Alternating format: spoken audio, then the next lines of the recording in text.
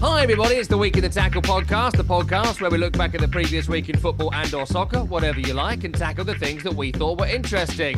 I'm Tom Rennie, alongside me is radio star, TV star, MLS star, and a man with the most subtle and impressive Botox you've ever seen in your life.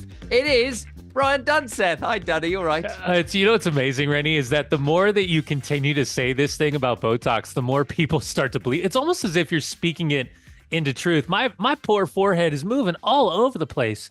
I don't even have a droplet. There hasn't been a needle that's touched this forehead in the better part of 9 months.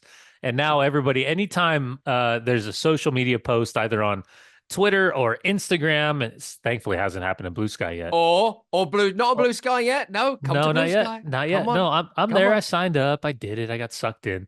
But now it's almost as if like you've spoken this into truth, and now there's people literally commenting and saying the king of Botox. Yeah, there you go. So SiriusXM posted a Brian Dunseth video this week on Chelsea being title contenders, right? And there's loads of fun stuff in there. But my favorite response was, that Botox is really making a difference with I saw it. You guys sent it to me, and I was like, you Amazing. Fucking dicks. Sorry, Tim. Excellent. It's not just you that I've done this to, and this was an accident. The first time I ever found out about Botox, right? I was at a wedding, and I was sort of giving a toast at the wedding, and I didn't realize the bride had Botox before the wedding, because I didn't really know what it was, because I was like 30 or something, and so no one was really having it then. And you wouldn't believe this, but I have not had any, despite the amazing smoothness of my forehead and entire head. Just a great moisturizer. Probably sponsor this show, actually, to be honest. We'll find out. But I basically said to the bride, who is a natural beauty, and all the bridesmaids were like, oh no, tittering, because obviously they'd injected her face early that morning. Anyway, it's a football podcast. What are we talking about today? We're going to talk about MLS Cup, which was won by LA Galaxy. Dunny was there working the game, so I want to talk about it. I want to do a bit of Tottenham Hotspur, because the Postecoglou backlash has been really interesting. So I do want to talk a bit about that. I was led to believe it was entertainment they wanted. Certainly getting that. We'll talk about that. And then we've got a third topic today, which is either going to be Ruben Amorim, welcome to Manchester, or something about El Sackico and why we should stop calling games El Sackico, because no one's getting fucking sacked. Sorry, Tim. Plus some heroes and villains.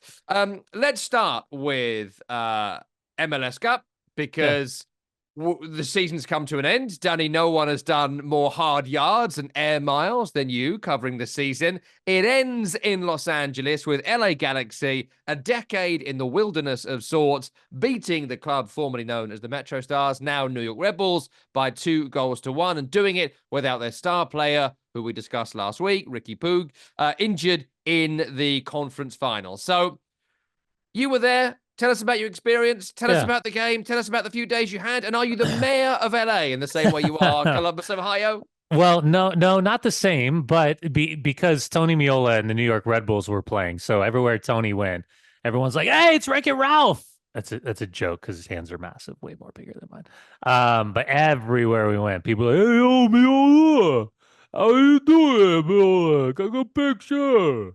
It sounds like Rocky, everyone from New Jersey. That's basically what I'm saying. Yeah, that's exactly what it sounded like. Yeah, I assume that's what you were doing. Hey, remember when we grew up in the Cardi dump? It's that type of thing. We're going to get in trouble with your impressions again, aren't we? Tim's going to cut a whole thing out again. No. I was going to make a joke about an inside joke. I would see McLaren say that, but don't do it. Don't do it. No, it's great, man. Marcos was out there. Pete Corey was out there. Tony was obviously out there. Keith Costigan drove down in his brand new Tesla, even though he's about 35 miles away. It took him 2.5 hours to get there. Very slowly, Marcos is getting used to me, and getting used to my way of banter, as you guys know, and my things that I do for fun. Who is our SiriusXM producer, by the way? Who produces? Yeah, sorry, Marcos does counterattack. Yeah. So Marcos was with us down at MLS Media Day, and he started to get to know me, because sometimes it's all virtual. We don't see each other that often. Sometimes we haven't met. Sometimes we've worked years together without meeting in person. We knew each other for 2 years before we actually physically touched each other. And it was a glorious moment. It was what a time. Yes. I hope they bleached that hot tub. We it was crazy that we had tummy tickles together. The perfect thing. So we go to dinner. Keith's late as usual. As he pulls up in his Tesla, we're rounding out. Tony's going in the front seat. It's gonna be Pete, Marcos, and I in the back. But I just gently press his trunk button on his Tesla because Keith is just talking. He's, hey, what's up, dude? What's up, dude? Like doing all this. But I've lifted his trunk up and I've gotten into the seat and we're all sitting in the back of the seat. Keith's pulling away with his Tesla trunk, just standing straight up. Marcos, like saw me do it. And he goes, "Oh, dude, you're dirty for that." But he doesn't say anything either. So we're in the car and we're like starting to drive down the street. And I was like, "Hey, Keith, I think your trunk's open, bro." I was like, "Did you accidentally press a button?" And like, just Marcos looks over at me and just kind of like nods his head in respect, like as a proud dad. So it was like, those little things. So Marcos was with me the whole time. It was great, man. It's like the who's who of guys that I've worked with for years and former players. Getting to see everyone from like the LA Galaxy coaching staff and, Greg Vanney, Dan Couchman, who I played with New England, and Kevin Hartman grew up playing against each other, Nikki Tesloff, kind of the OG legends, Raul, the equipment manager who's been there from day one. But then as Tony and I are doing our interviews, we're catching up with guys like Matt Reese. Then we see John Strong, Stu Holden, Alexi Lawless, Jenny Tate. Then we're seeing Taylor Twellman, Jake Zivin. We're seeing who else? Kev Egan was there. God, keep going on. Kalen Carr, Sasha, Mo. And then you see kind of like the figureheads. Like as I'm watching the trophy presentation, I'm standing next to Dan Quartermanch, who's basically the head of all of the media side from MLS, who's like Don Garber's right-hand man, as Taylor's getting booed up on the stage. That was funny in its own self. And I say that in jest because Taylor doesn't care. That's part of his shtick. And then yeah, you weren't booing. It's fine. no, It's I was other fine. people that were booing, and it's funny. Yeah, and then finally to kind of be on the field afterwards, we were goalkeepers left for the first two goals for the LA Galaxy. So Paintel's goal, Jovelic's goal, Marcos and I were just to the left of the left post of Cornell. And then post game, like I got to see some like little nuance and psychological things from the goalkeeper. Like for example, in the second half, John McCarthy, every time the ball would go out for a corner, he'd walk behind the goal, grab the ball that was on the stand, and, put some water in his gloves, spit on his gloves, and start bouncing the ball down to get touches on the ball. And it was something that then I could use in the post game interview when I was asking him, Tony's a goalkeeper. We watched you do this. Is this like a psychological thing? Are you trying to stay inside the game? Are you just trying to get a touch on the ball? Because, as a goalkeeper, you're not that connected during times when you're overly possessive in matches. And then just to do the post game interview, catch up with Landon Donovan and get him on air, talk to Will Kuntz, talk to Greg, talk to Mayo Ishida. Yeah, it's just There's a real love in the interviews we played a couple of days ago. You and Landon were getting on famously. well, Landon. If people, I mean, I don't know how many people know, but Landon's such a global superstar from from a U.S. perspective, right? He's one of the names that virtually a majority. If you say U.S. soccer, you're going to say obviously Pulisic now, but you'll say Clint Dempsey, you'll say Landon Donovan. Those will be maybe Tim Howard Of will a be in that certain mix. age, you say Yeah. Landon first. Yeah. I would So say. Yeah. the thing for Landon and I, we like he was, what is he, 4 years younger than me? So he came in early on the Olympic team in 2000. So it was like 1997, 98 in that area. So we kind of traveled the world together with the under 23s. And he was just this 16, 17, 18-year-old precocious kid who was just completely focused on soccer. And to kind of watch him grow has been fun. But so I've always had like we're not great friends per se, but like I've always had like the older brother kind of role with him. Like when we see each other, like we connect and it's not just about soccer. So it's like, it's cool to see him in those moments. And if we were to sit down and grab a drink, like we could sit there for hours and just catch up. So he's a good dude. And it's good to see him kind of find his footing and whatever comes out of his mouth is going to be very similar to kind of Gary Neville, Jamie Carragher-esque, because when he has an opinion on something, it'll be interesting to see how the two sides kind of divide the opinion. But yeah, no, he was great. Overall, it was a great experience. I thought Keith called a great game with Tony. I thought they were superb up in the booth. I thought, they were doing a great job really being descriptive. And it was funny with Marcos at halftime. He was like, he said something to me to the effect of, it's interesting sitting here with you, seeing the same things you're seeing, except you're pointing out things that I'm not seeing. Mm. And when you're verbalizing it, then I'm like, oh, okay, cool. Yeah, so he's kind of like seeing the inside of how I'm absorbing a game and then verbalizing it out to the general Like public. What where I'm the seeing. hot chicks are, where the Yeah. bar is, There, that sort there's of Warren stuff. G over there, and he's playing new Kendrick Lamar's new sound, bro. They not like us. They not like us. No, but that was incredible too, because Warren G in the mid '90s, him and Nate Dogg was, it was Forget incredible. about So it, as the Marcus whole would the whole say. and the things that, for those that don't understand about, it used to be Home Depot Center, built in 2004. Now it's called Dignity Health Sports Park. It was the home of the X Games forever, a bunch of concerts. But they took the NFL money when the Chargers were waiting to move into SoFi Stadium, which they share with the LA Rams. Um, they basically left San Diego, had 2 years playing at that stadium where the Galaxy play. So there was a boatload of money, tens of millions of dollars invested into the stadium. So like when the music starts bumping and the lights are happening and the infrastructure, like there's really not a single piece of cement that you can see. Like everything is like, it's an experience. It's like when you Yeah. go in there, there's, it's like graffiti or paint or, you know, throwbacks to the ex players like Cienfuegos or Kobe Jones and those type of guys. Like they've done a great job. So the atmosphere was incredible. They go up 2-0 early. Everyone's whipping around this white cloth in the air. The Galaxy were back, and then when the Red Bulls scored, everyone sat down, and it was like a pin dropped, and it was like the nerves came in because you have this kind of crazy relationship now with LAFC, and it's been fun to see who the big dogs on the block are, and now how LA Galaxy being back in the conversation, knowing that Phil Anschutz, the owner, who single-handedly, little shout out to Uncle Phil Anschutz, he single-handedly kept Major League Soccer alive in the late 90s and early 2000s by gobbling up and holding on and basically cash flowing clubs in Major League Soccer whose the owners, champagne life on beer budgets, were excessively spending. And we were pretty sure, and I was a part of Contraction with Ray Hudson and the Miami Fusion, as was, the Tampa Bay Mutiny. We didn't think that there was going to be a future in Major League Soccer back in 2001. So to see where we're at right now, nuclear arms race of spending, San Diego FC coming in. They have their expansion draft tomorrow evening, so they'll be able to pick from the rosters across the league that are leaving players, quote unquote, unprotected. It's gonna be intriguing to see. Short amount of time, man. We've already seen trades happen. Basically, players are finding out if they're in, if they're out. You're going to have free agency right around the corner. You're going to have the MLS Combine that's happening right now in San Diego. The MLS Draft is on the 20th for the college players. And then I believe it's either the 3rd or 4th of January, teams are already back that are participating in the early rounds of CONCACAF Champions Cup. So no rest for the weary, man. We're right Yeah. back in it. I still, and we can't do it on this episode. Maybe we should do a special at some point. Don't understand how you do transfers and trades. Yeah. Like I don't get American sport in general when it comes to like all the. I understand the Brad Pitt movie where he said somebody was getting traded on the phone and everyone seemed furious about it. But in general, I don't really get how you do it. And like we speak to experts, of course, you know it really, really inside and out.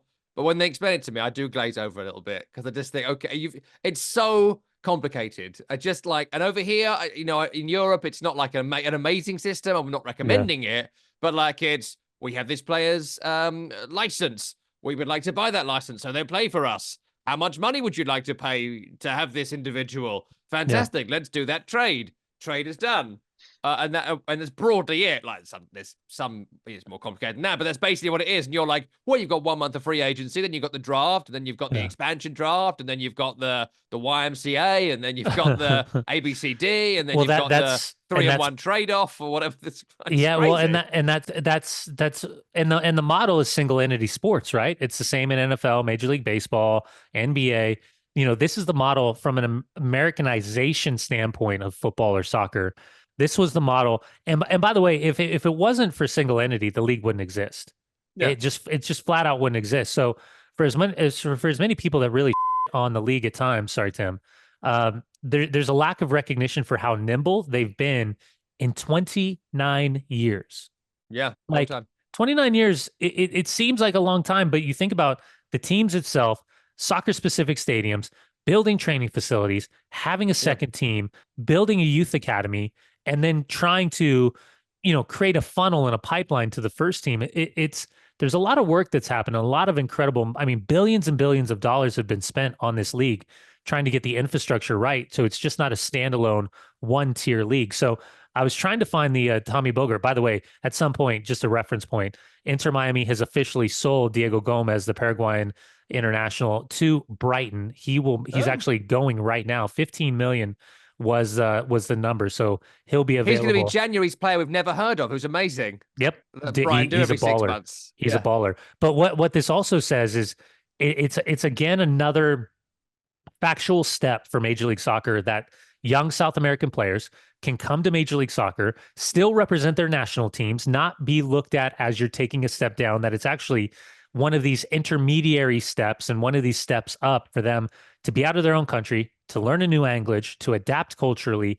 And then that next step, once they go over to England, they've got the language, obviously a twist on the culture, but Depends the where they live. assimilation is a little bit easier for them. By the way, Tommy Bogert, Tommy Snacks, one of the best mustaches in the game. Basically, outrageously good. Yeah, the Fab Romano of like United States MLS stuff, US stuff.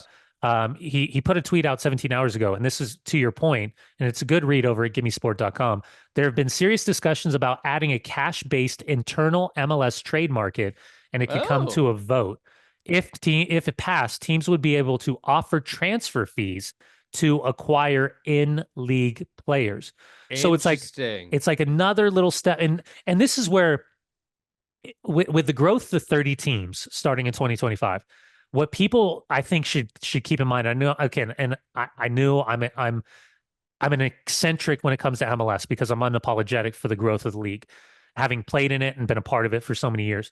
But the one thing I would urge people to start thinking about is with expansion slowing down, I think there's going to be more investment into teams that are already there.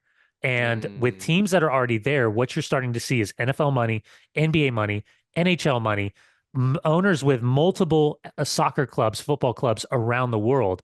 So when you get together at these competition meetings or these ownership meetings, what's happening is now you have all of these guys coming from different perspectives, and they'll say, hey, in the NHL, they do this. Let's put that on the table. Hey, in the NBA, they do this. Let's put this on the table. Hey, by the way, I own a club. I own, I don't know, throw it out, Lausanne in Switzerland. We did this and this work. Oh, hold on. We owned Brøndby. And this worked at Brøndby, and this is how we got into Champions League. So all of a sudden, you're having this incredible dialogue that I think is sparking the idea of growth. And for example, like Jorge Mas bringing in Raul Sanllehi in the background there and having David Beckham's Rolodex, and the Mas brothers having gajillions of dollars.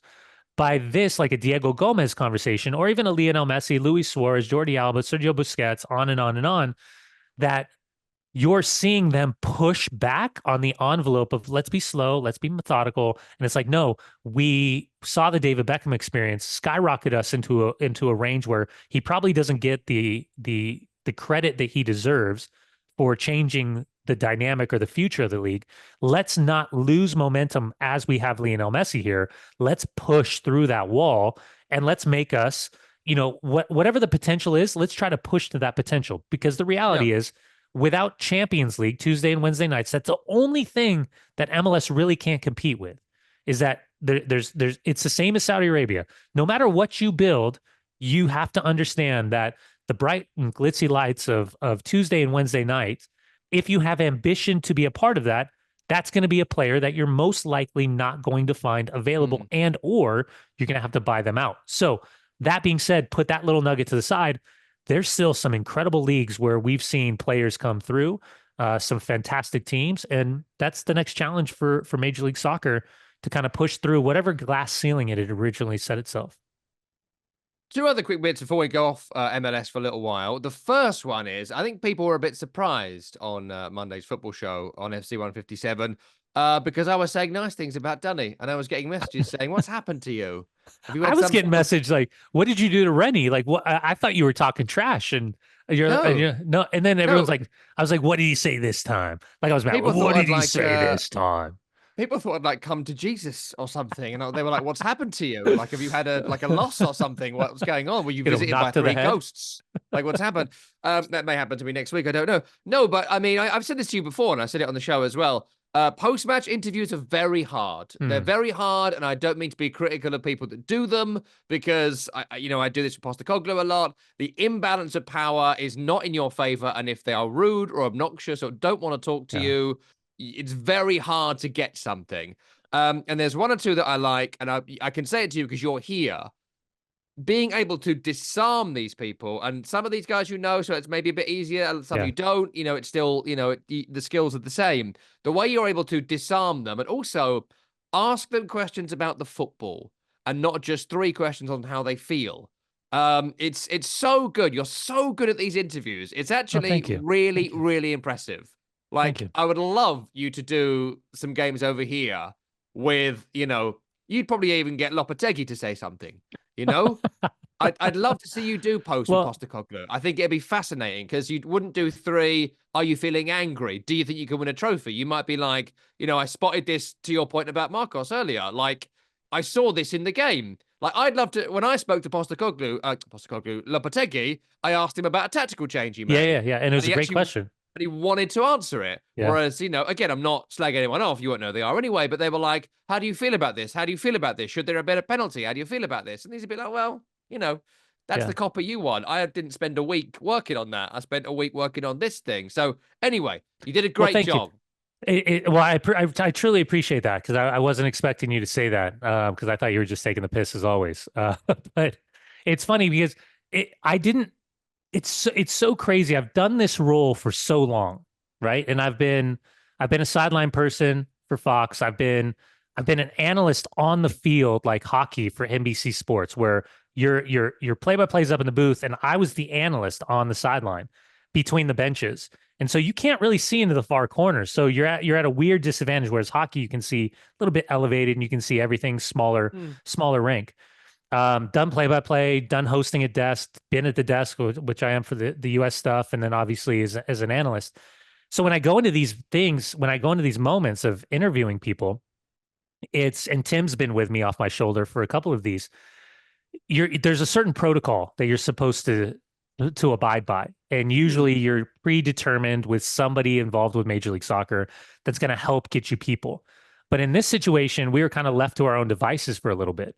And to the point where I grabbed Kevin Hartman immediately following the game, MLS legend, leader. He was one of the leaders in games and shutouts and trophies and all this stuff. He's now the goalkeeper coach for the LA Galaxy. And in my mind, like I talked to Dante Washington last year at the MLS Cup final, who's authentically DNA Columbus Crew, to get the emotion and the understanding of what a trophy means, I thought was important. But it's funny because I don't mean to sound like arrogant or cocky on this, I don't know what I'm going to ask somebody. It's almost like I have to think about and I don't prep for any of it because I want it to be authentic. And it's easier when you're talking to a winning coach as opposed to talking to a losing player on the field, right? The emotions are completely different. The structure of how you try to get to them is different. But it's almost like you got to find these little nuance in the game to where the way you ask a question, they'll immediately recognize that you know what you're talking about, if that makes sense. Air quotes. You are watching this. You understand what I've been working on this week. Why, they're obsessed with it, these guys. And you're asking them about like nothing. Ask them about something, Well, I think that's clear. I'll give you my last really quick one. It happened in St. Louis the other day, and I think I told you guys this. We were at Pochettino's presser, and his broad strokes, like Poch likes to talk, right? He likes to go off on tangents, and he'll go in different directions. He'll get his point across, but he takes his time. He's not short. He's not necessarily long, but he likes to verbalize what he's thinking. So we go immediately out. I listen to the whole press conference. We go out and we're standing there on the field. It's myself, DeMarcus Beasley, Kyle Martino, Melissa Ortiz, Michael Cameron's there. Jesus Perez, his assistant, is right next to him. And I just asked, hey, thank you for the time. Always appreciate it. He said, no problem. So I was watching training. And with Anthony Robinson inverting his movement as opposed to overlapping, then and I started like just what I saw. And he stops and he looks at Jesus and they like kind of like nod at each other. And then he went in depth of what he was going to do. And it was almost like instead of like yeah, good opponent this weekend. Yeah, we're gonna manage it. Yeah. Yeah, we're gonna give guys chances. It was like, okay, now I'll give you, okay, this is what I was thinking, this is what I was doing. And that's where it came out the dominant eye conversation. It was from that moment, all of a sudden, it was like it opened up Pandora's box of information. So it was really fascinating to like see how guys manage the interviews. Are you happy? Are you sad? Are you mad? Are you glad? Did that guy piss you off? How was that? That moment must have felt incredible. Like you can still ask some of those questions, It's still but important, yeah. I still want to know one question, maybe how yeah, they feel, not three. yeah. And then you can You know? evoke something a little bit different. So I really Yeah. appreciate the compliment. Thank you. No, you did a great job. It's fantastic. And I'd love you to get some answers from I did it again, Lopetegui, because I ain't got fucking clue what he's talking about. Sorry, Tim. Listen, we'll come back to MLS, I'm sure, as the close season continues, but I do want to get us to some other things before we get on. Just some light housekeeping. We've got one more show next week before Christmas, and then Dunny is off. I am going to be off. I've got a weird 6-day Christmas this year for the first time in like 14 years. I don't know how it worked out that way, but it has. And so we're going to do some shows next Monday. We're going to try and record, and then we're going to be off for a couple of weeks and back in January. So we are going to try and do, as we record next week's show, a mailbag show. So what we're going to look for, we're going to put it up on the various social medias that we're on. I'm on the Gram and Blue Sky. We have Twitter So am I. accounts, but they're not really our accounts. We'll do it on the Week in the Tackle account.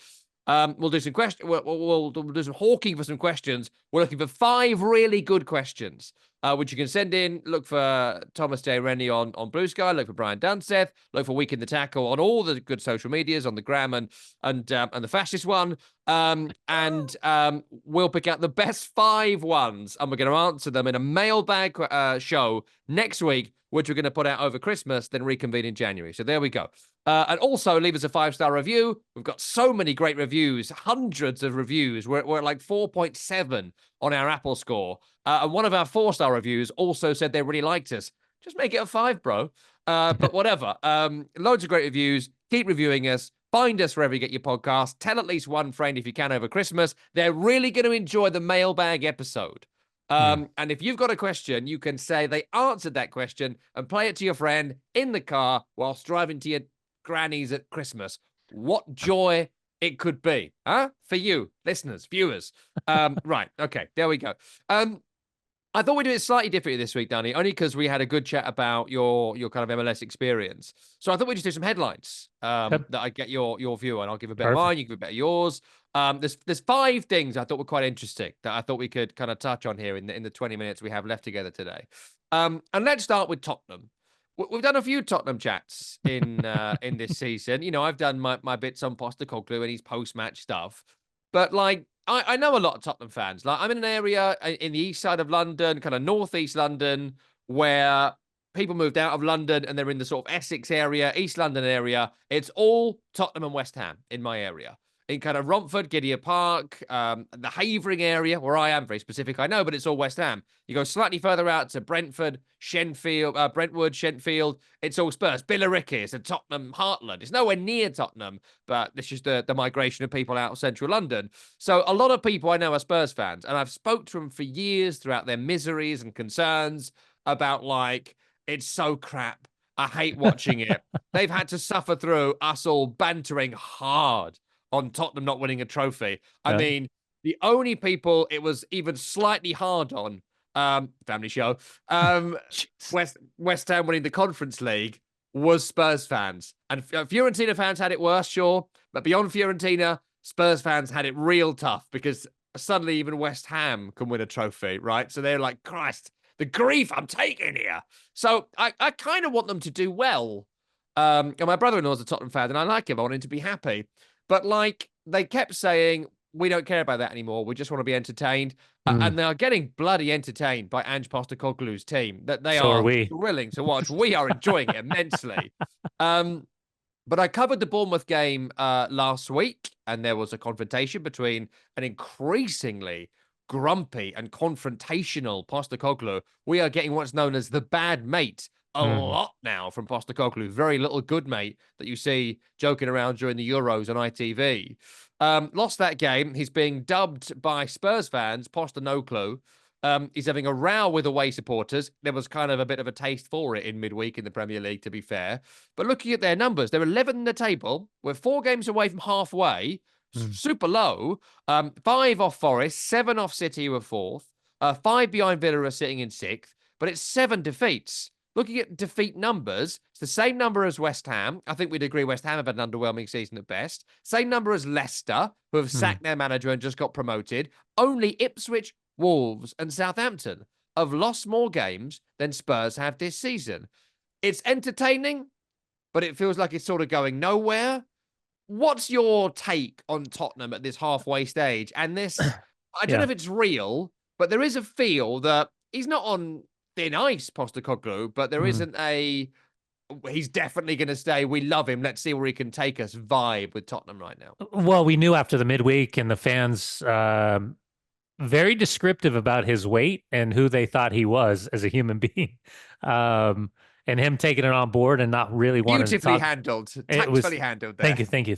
I'll be here all weekend.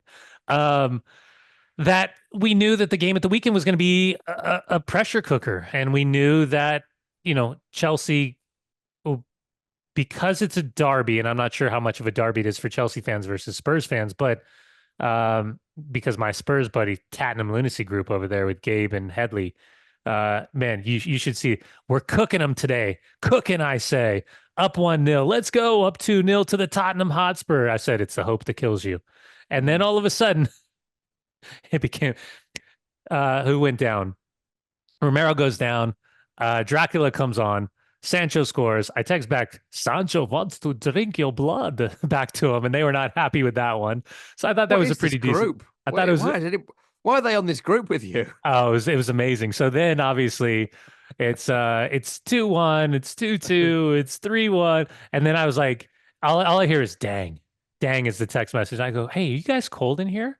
And then I went, brrr, the text B R R R. Why are they on this group with you? It's amazing. It's so great. People. Oh, and I was like, when does the chant, you don't know what you're fucking doing? Sorry, Tim, start again. But yeah, listen, it's my point with Tottenham is the big games, the teams that they're not supposed to win, right? The teams that we kind of, they're like the tone setters, almost said the zone setters.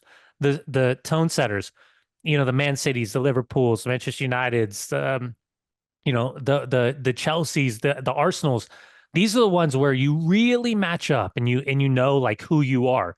Against those teams, they've been superb. And then against the lower teams, they've stumbled. They've given up goals and they can't score, and it's draws, wins turns to draws turn to losses. So the easiest way that I think that I've tried to verbalize what I'm seeing with this group is it's a team that plays to the level of their opponent. It's a psychological problem that they can get up for the big games, but the games that they're supposed to win, they're just blowing left and right. So what is it? 19 losses in 40 matches. I don't 5 losses in the last 9. Now we look back and I wonder how much we were seduced by the cult of personality in the first 10 games of the tenure for Ange Postecoglou versus what we've seen now. Because everything in the beginning, to your point, was incredible. And now it's, oh, I know the problem, mate. Don't question my integrity, mate. Let me answer the question, will you? Like all of those things that just, that's last year. We thought all these things were going to be solved this year. So obviously injury problems, Romero, Mickey Van de Ven going down, coming back and going back down. Every team has issues. Certainly when they're 100% and when they're on, Brandon Johnson, James Madison, Sonny, Solanke, they're flying.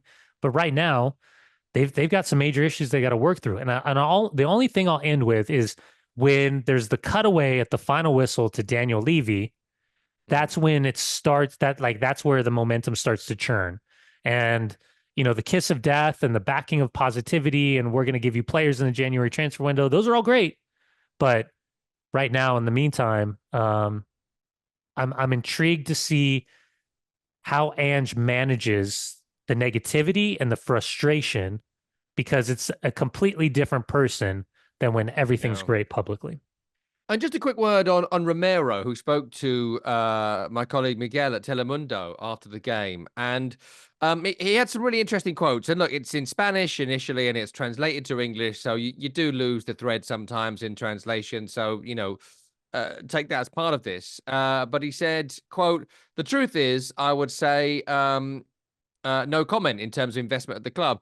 Man City competes for the title every year. You see how Liverpool strengthen their squad, Chelsea strengthen their squad, doesn't do well, strengthens again, and now they're seeing results. Those are things to imitate. You have to realize that something is going wrong. Hopefully, the club realize it. The last few years, it's always been the same. First, the players are to blame, then the coaching staff changes, and it's always the same people responsible. Hopefully, they realize who the true responsible ones are, and we move forward because it's a beautiful club, yada, yada, yada, and we should be competing for the title every year." I mean, that is essentially, unless I'm wrong, him saying Daniel Levy is not investing in a club who could possibly challenge. It doesn't matter who the manager is because Tottenham will never compete with this ownership. That's what it sounds like to me. It's exactly what it sounds like. And it sounds like Cristian Romero, based on his status of being one of the leaders of this group, like Sonny would never say this, right? But Harry Kane might have said it in a weird way, maybe not as crass as the way that Romero's kind of angling it. And again, you're right, the translation always becomes a little bit of an issue because players are more expressive in their native language. But he's not wrong. I mean, it's the same narrative and conversation. Now, they went early and they spent on Solanke. And outside of that, then you're thinking to yourself, okay, what else needs some additions?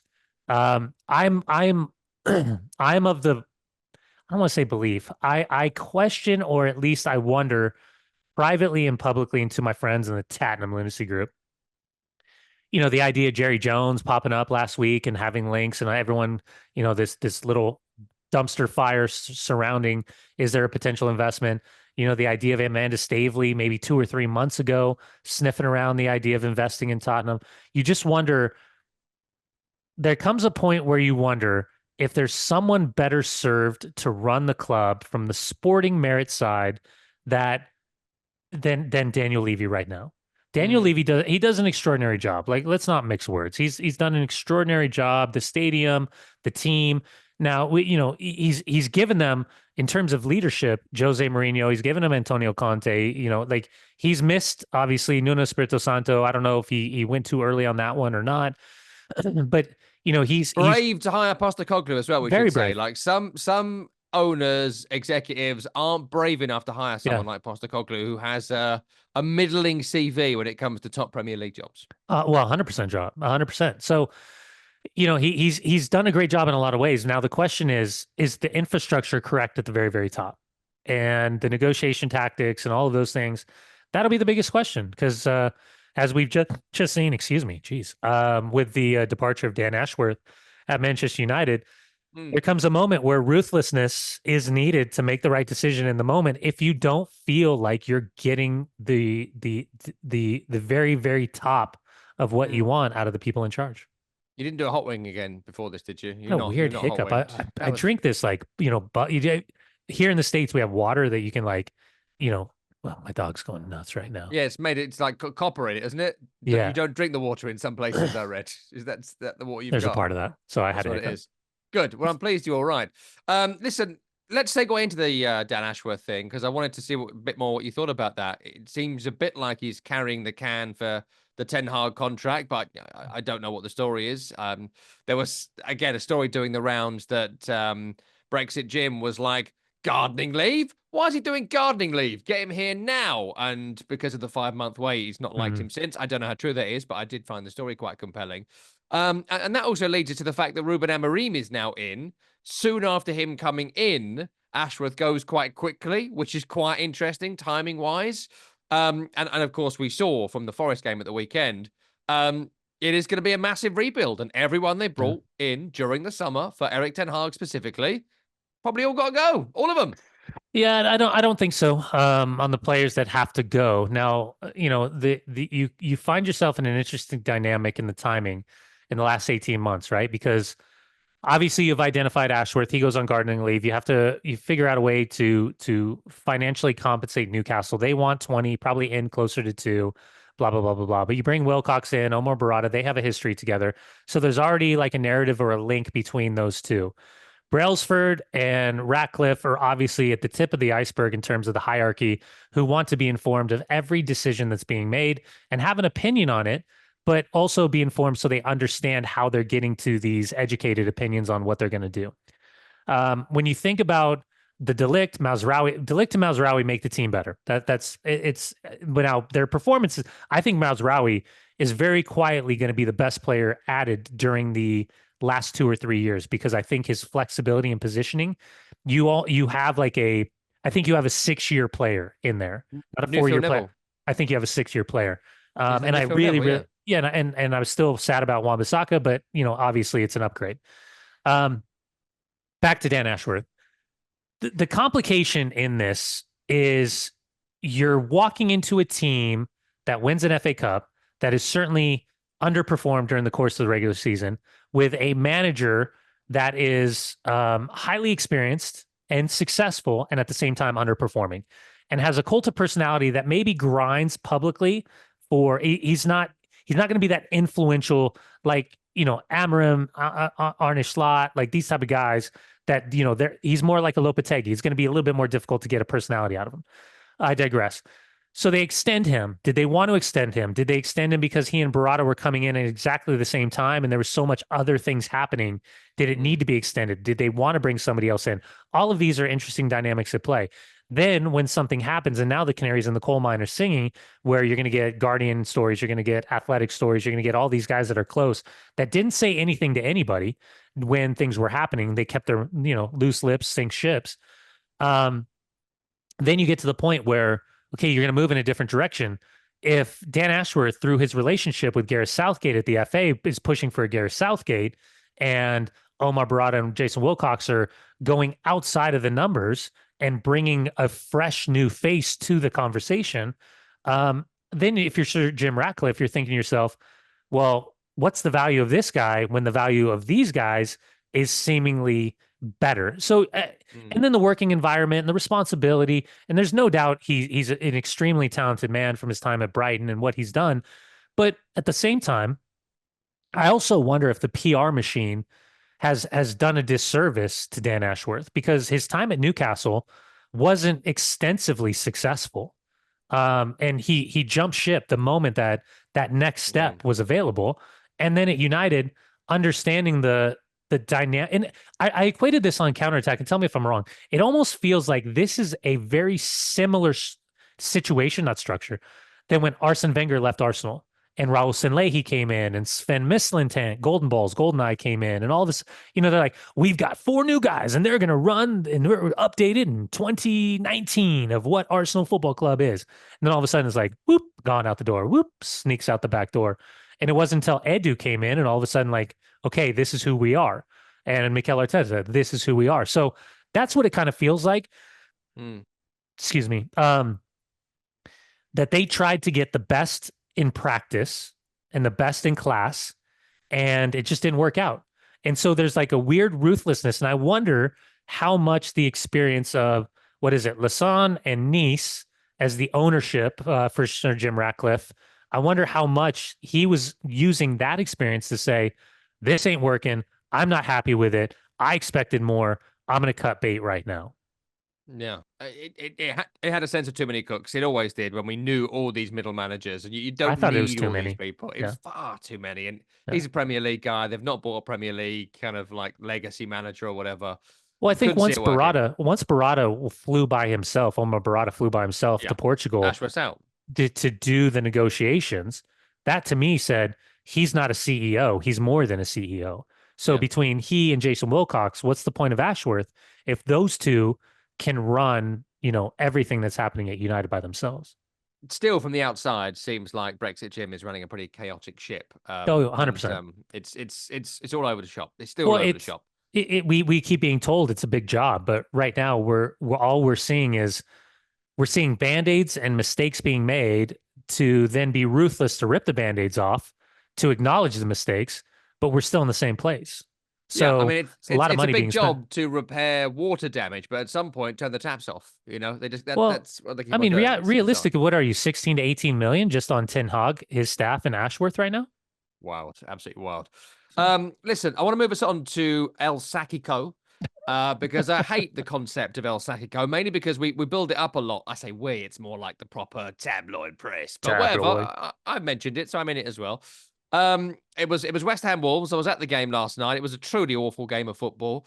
I'm not a fan of Juan Lopetegui, as you know. I think he should be sacked for the reasons I won't go into too much this week because I've done it a lot, and people will know my view on it at this point. I think he's poor tactically. He sets the team up badly. He makes bad substitutions. The players don't want to play for him. I could go on.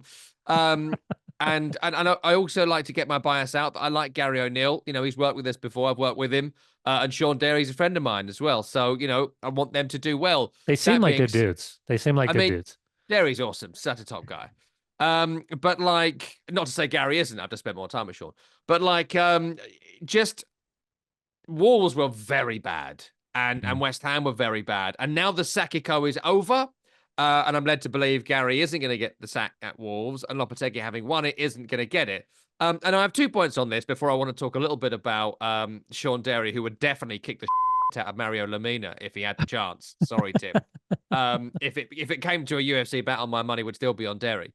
But like, why are they getting judged on this game? I suppose is my question. Because like, I was chatting to a friend of mine who now works in sort of sales, and he was like, when we assess somebody at work, we have KPIs, key performance Yeah. indicators, and after a period of time, we assess them along with their key performance indicators, and we see if they're good or they're not.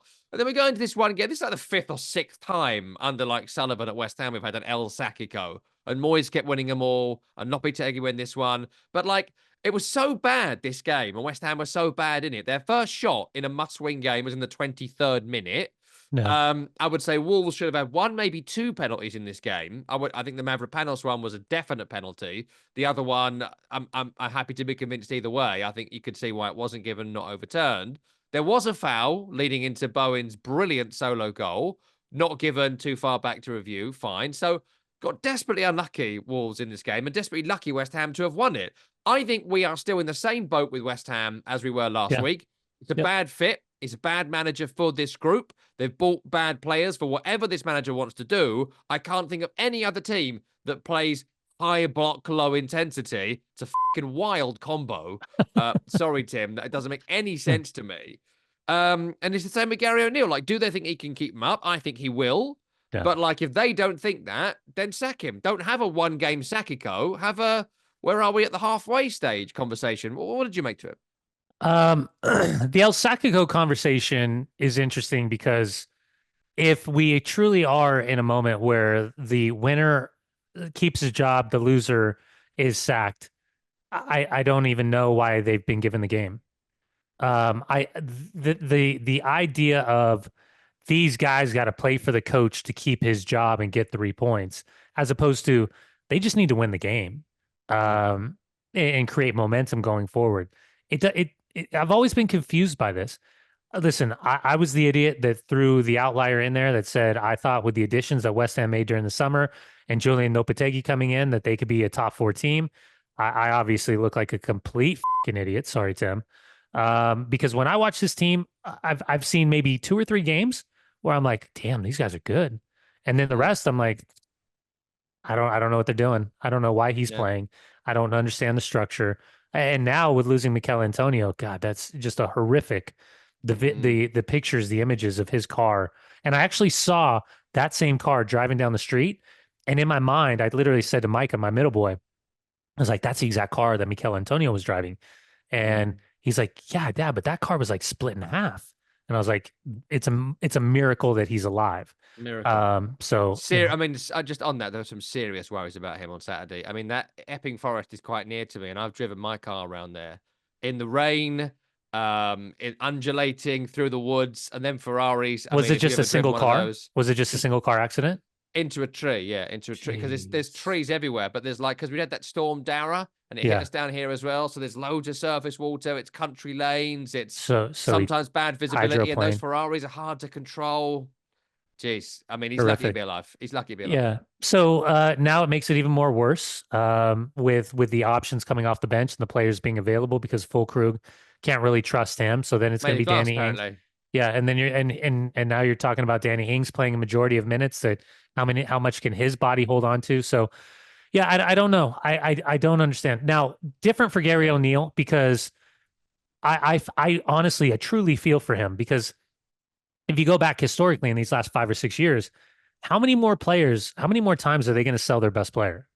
Mm. Like, and I get Wolves. Listen, what Wolves was is not what Wolves is right now. Yeah. So, how do you get back to the days of Nuno Espirito Santo, which is about results, not necessarily style of play, even though there is a style of play within the results.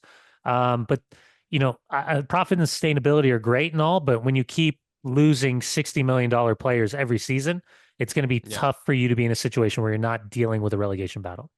They'd have won that game with Pedro Neto last 100%. night. Simple as that. Listen, I won't do the Lamina thing because that was just ridiculous. Don't know what happened there. But squaring up to your assistant manager, Lamina, I mean, there's a reason. We were talking about it in the stands. Like, looks good player, that Lamina. Why does he play at Wolves and the full-time whistle? We realised why. Because he does stupid things like that. But I don't want to run out of time. I do just want to mention this last one briefly. And it goes back to Tottenham Chelsea. And there was a brilliant moment. I just wanted to get your view on this because players, right? When they score a goal, a great goal, for some reason, whatever reason, they want to crack the old top off. I don't really get it. Like, I get it if you're then going to be bare-chested Ryan Giggs style and, show the Welsh curlies, or like He Mo had more. Salah. That was a carpet, the Welsh carpet. And then, like, it's after that we never saw it again. Like, so you've got that, or you've got the Mo Salah where he's obviously been hitting the gym and he's got abs that like Shredded. shouldn't exist. That sort of stuff, like serious. He looks dehydrated. He's so shredded, but you have just seen him drinking. How is this happening? Shredded. So like, I get that, but like now they whip their shirt off and they've all got the sports bra on and it looks kind of stupid. So like, I don't know why they do it. Yeah. But the reason I bring it up is because Enzo Fernandez was having a little renaissance at Chelsea. Again, great coaching, Playing great well. work with Caicedo and the Title right back and all contenders. that. Title contenders. No doubt in my mind. We're going to talk a lot about them as the season goes on. But he scores that goal and then goes to crack the top off. And I don't know if you noticed this, but Nicolas Jackson, very smart Nicolas Jackson. You can tell with how quickly he's developed over the last 18 months. He's a clever man. And as Enzo is about to whip the shirt off, he grabs the bottom of it. He's like, no. No yellow card, he's yeah. pulling the bottom of his shirt so he doesn't then whip it off and get a yellow card. Yeah. I have never seen that before. And that is proper like an accountabilibuddy, Yeah. Just I like that. Yeah, you like that? Yeah, I nicked it from South Park. Yeah, Accountabilibuddy. who's my accountabilibuddy? I like that. That's brilliant accountabilibuddying. Like I loved it. Yeah, it's good stuff. No, I actually, when I was watching the game, I thought I didn't realize Nicolas Jackson was holding him down. I thought he had another kid underneath. I thought he had whipped his kid off and had another kid because there was so much like crisscrossing of players.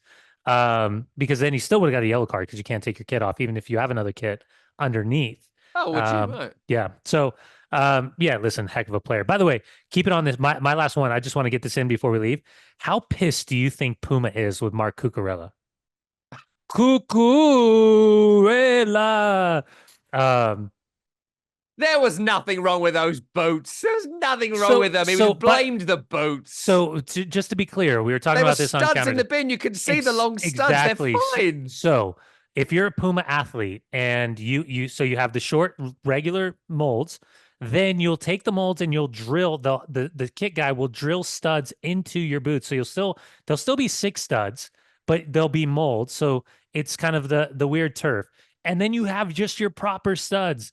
And so we got a message like, oh, Cucurella, after the first slip in the first goal in the 5th minute, indicated to the bench he needed his other cleats. Well, some guys will have a full bag worth of cleats next to them for equipment guys. Other times they're like, well, they just warmed up for 45 minutes. Why wouldn't they know what cleats were? Excuse me. So between the 5th minute and the 11th minute, that someone's like, well, it's the equipment manager's fault. Well, if the equipment manager's got to run back to the fucking locker room, sorry, Tim, grab his boots out in his locker room. And then it's not like Cucurella's on the other side of the field. He's playing left back. The benches are on the right-hand side. So he's just standing there with the boots. Cucurella slips again. Then he comes over like, he does this weird thing. Like, no, bro, this is you. Like, you warmed up. If you had any issues, you're doing agility, sprinting, cutting, possession with purpose, all of these things. Like, if you slip. So anyways, got some wrong boots, switch it out. Then the balls on this guy to throw him in the trash and then take a picture of him.